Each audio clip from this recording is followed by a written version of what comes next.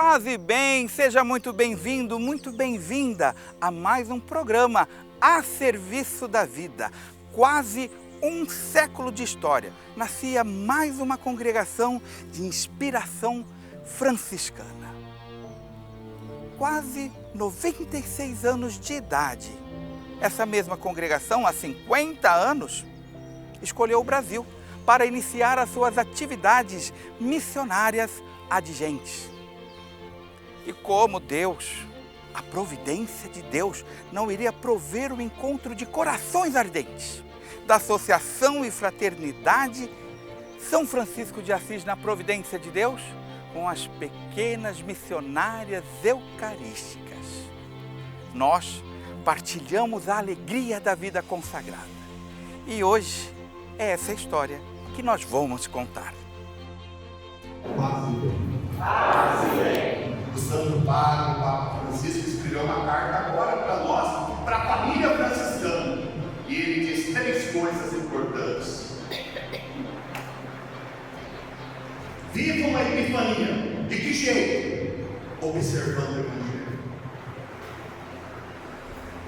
De que jeito? Obediente à igreja. De que jeito? Andando pelo mundo. Como Francisco e Clara de Assis. Em 1897, nasceria aquela que teria o coração inflamado pelo Espírito Santo e seria chamada por Deus a partilhar o carisma que recebeu. Madre Corsaro, natural de Nápoles, Itália. Já na sua infância, movia-se pela conversão em Cristo. Aos 13 anos fez a sua primeira comunhão e já se mostrava fascinada pelo Evangelho e pela imitação de Cristo, de Tomás Kempis. Isso transformou a vida dela, inflamou ainda mais o seu ser, que foi chamada, como eu disse, a partilhar o carisma com o mundo. E uma marca muito forte para ela e que também para nós é hoje, o pai dela era maçom e, como fala, quase ateu. E ele se converteu lá no túmulo de São Francisco, rezando, um dia foram passear e ele se converteu, né? E porque a madre, naquela época, ela já dizia que queria ser uma religiosa. Um outro fato lindo, elas estavam numa missa e ela, meio assim, quase não acreditando, né, do processo de conversão dele. Aí ela viu que o pai entrou na comunhão, quer dizer, ele já tinha ido confessar, ele já tinha passado por todo o processo de conversão. Ela, extasiada, olhando para o pai, e a outra irmã dela até desmaiou de tanta alegria, de tanta emoção. O pai de Ilia Corsaro se chamava Angelo Corsaro. Ele era professor de letras, de línguas clássicas, grego. Sua mãe, Maria Trutta Corsaro, era diretora escolar. E o pai zelava pela educação dos filhos e desejava muito que Ilia estudasse também. Ela, para cumprir os desejos do pai, também estudou, fez faculdade, letras, filosofia, mas a chama que ardia em seu coração era a voz de Deus que a chamava para viver nos passos de Francisco de Assis. A congregação nasce por um pedido forte de Deus. A inspiração foi... A madre, na verdade, queria uma vida de clausura, não queria uma vida ativa, pero acompanhada pelo seu diretor, afinal tive que aceitar que Deus queria dela uma obra, e não uma obra como as outras para atender umas necessidades, mas uma obra de regeneração amorosa da humanidade. O orientada pelo padre Luiz Zacaleone, começou a desenvolver um trabalho catequético, junto com outras jovens, 4 jovens, Ilia, Ísola, Fortuna e Carmelita, atendendo a filhos de operários, pessoas mais simples, mas sempre os preferidos di Deus, os pequeninos. La congregazione all'inizio si è espansa di più in Italia, nelle varie regioni dell'Italia. Poi ha cominciato con l'andare nella Svizzera, dove c'erano gli emigranti e che avevano i bambini e quindi per lavorare nelle fabbriche non avevano a chi lasciare i bambini. Quindi chiedevano l'aiuto alle suore per mantenere questi bambini. Do carisma ligado à catequese, a familiares de operários, logo começaram a trabalhar com a educação, com a formação desses jovens. E o trabalho foi crescendo, crescendo cada vez mais. E diante de desafios, diante de tantos trabalhos, como será que era a vida comunitária fraterna de Ilia e as demais jovens que iniciavam essa congregação? Era uma de nós, nenhuma diferença com ela.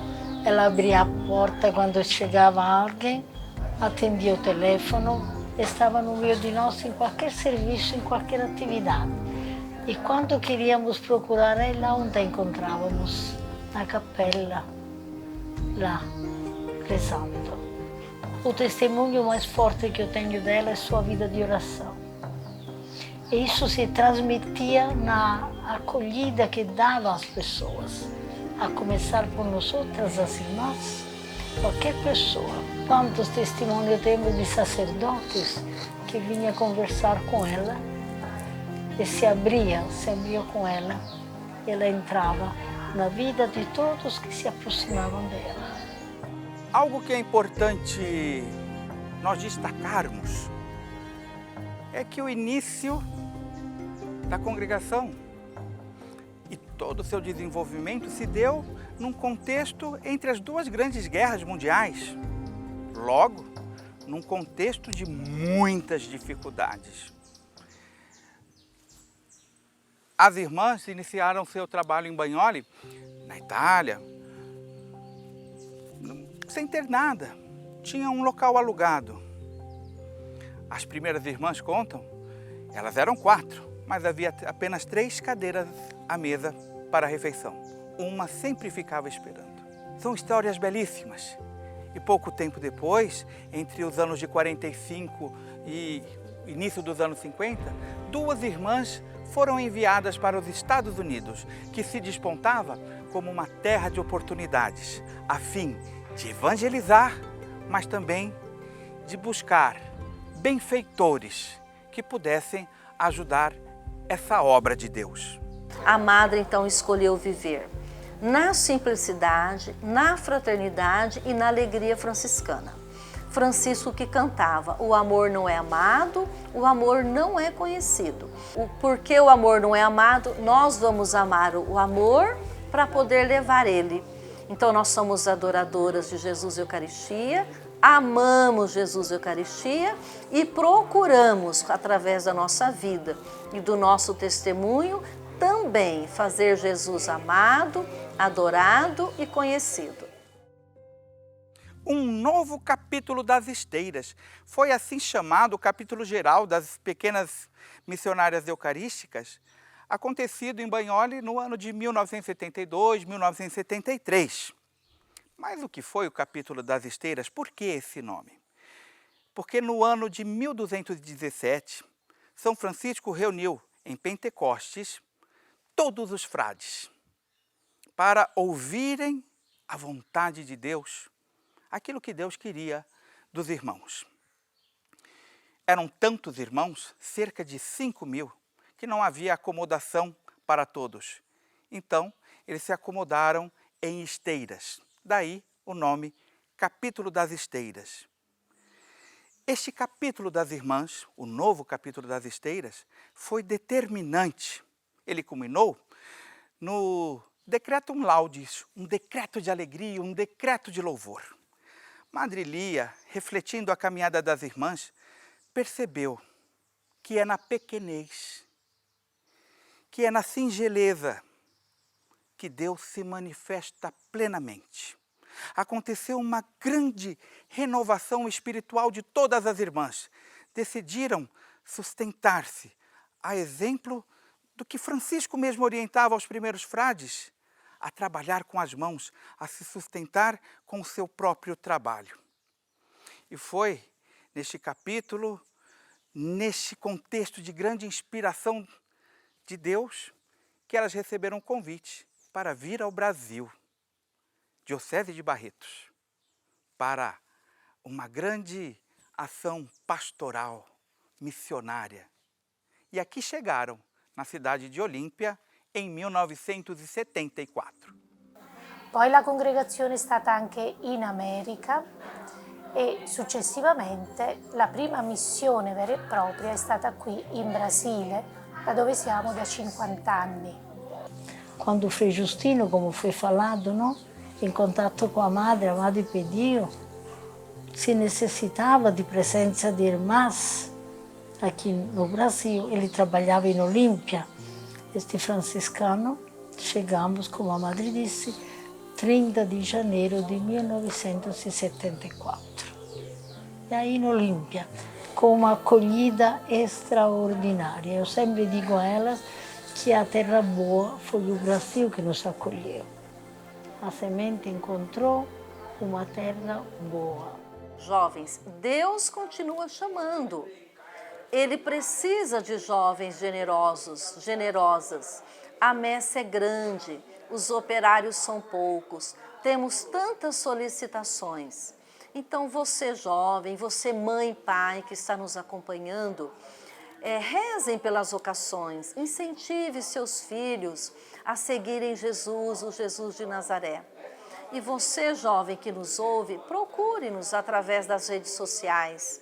Irmãs Pequenas Missionárias Eucarísticas, estamos ali no Instagram, você pode entrar, conhecer o nosso trabalho, a nossa caminhada.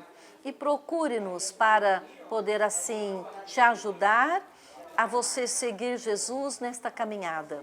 Coragem, jovem. Como se deu o encontro das pequenas missionárias eucarísticas com os franciscanos na providência de Deus? Isso foi semeado pela providência. As irmãs chegaram ao Brasil em 1974, dirigindo-se para a Diocese de Barretos, na cidade de Olímpia. Tempos depois, se estabeleceram aqui, na Cidade Maria, na cidade de Barretos. A Cidade de Maria comporta alguns conventos e comportava o convento das franciscanas do Imaculado Conceição, lá de Catanduva, cidade do Frei Francisco. E ele estava sempre aqui, visitando essas irmãs, a qual ele tinha grande, e tem até hoje, grande estima e gratidão. E assim, aqui na Cidade de Maria, ele começou a conviver com as pequenas missionárias eucarísticas, sobretudo com as 10 primeiras formandas, que ele teve a honra e o orgulho de conduzi-las para a sua profissão. Daqui a Olímpia, a primeira profissão religiosa. Uma história que Frei Francisco guarda como um tesouro em seu coração. Frei Francisco, nós conhecemos ele de seminarista. Ele sempre frequentou aqui a nossa casa, como jovem, quando seminarista. Conheci a irmã, inclusive a irmã Helenice também, que era de Catanduva, e fomos crescendo aí na amizade e na fraternidade. È una missione che da subito è stata benedetta dal Signore perché sono nate le prime vocazioni, quindi le suore hanno potuto svolgere un lavoro missionario molto intenso con i giovani, con le famiglie, nelle creche con i bambini più poveri e quindi la congregazione si è molto espansa qui in Brasile e oggi ha potuto aprirsi anche alla missione in Pará, in Oriximiná, dove le suore lavorano anche nell'interiore, nella zona dei ribeirinhos. O bispo Dom Bernardo, ele pediu que nós fôssemos para trabalhar a única paróquia, né, que tinha, agora tem 2 paróquias, mas na época só tinha a paróquia Santo Antônio, e nós fomos trabalhar numa área periférica, onde era pouco assistida, porque a paróquia é muito grande. Ela tinha, na época, né, eram 11 comunidades urbanas e 79 ribeirinhas e mais uma área missionária. La congregazione dopo il Brasile ha aperto anche la missione in Albania quando è caduto il comunismo e Giovanni Paolo II ha chiesto a tutte le congregazioni di recarsi in quella zona per portare il messaggio cristiano.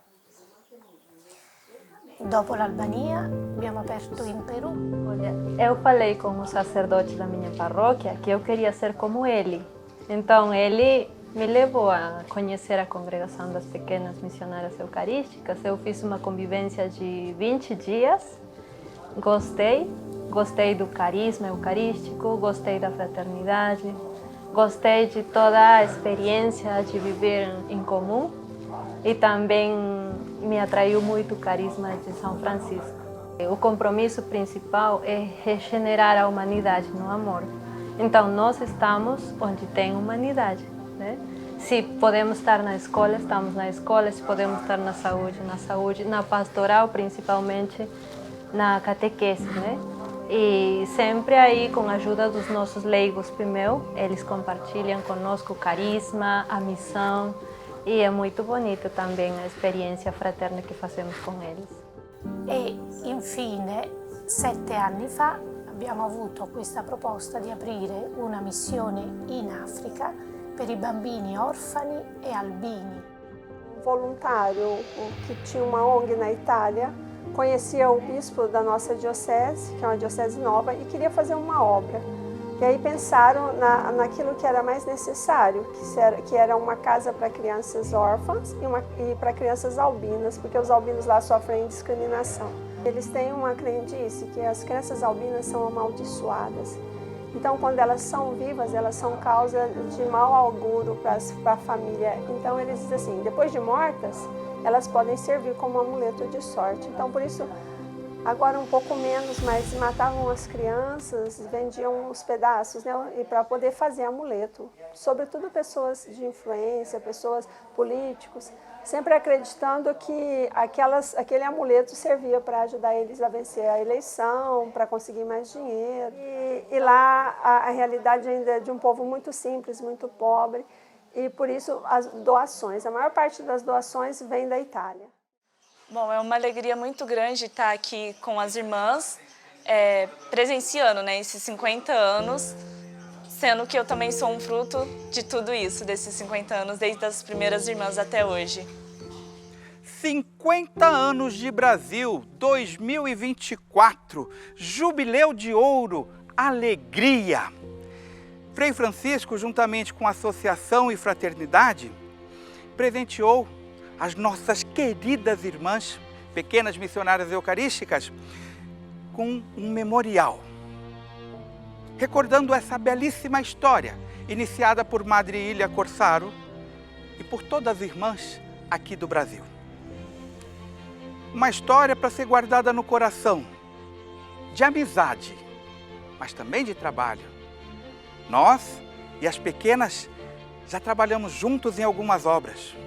Partilhamos não só a espiritualidade franciscana, mas a esperança de a cada dia, através da nossa vocação, do nosso trabalho, construirmos juntos com Deus um mundo melhor, de justiça, amor, paz e bem.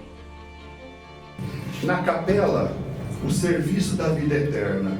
No memorial, o serviço da vida humana. Praticamente, hoje esta casa, ela ganha uma segunda capela. Ambas a serviço do Senhor.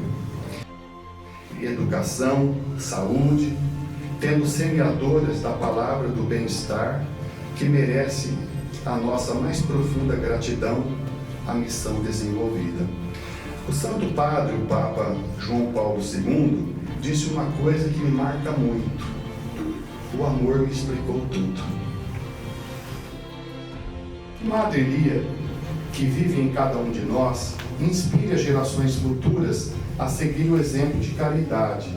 Parabéns pelos 95 anos da congregação, 50 anos de generosidade e comprometimento com o Evangelho, e que a jornada dessas irmãs continue a ser semeada, florida, frutífera e, acima de tudo, abençoada.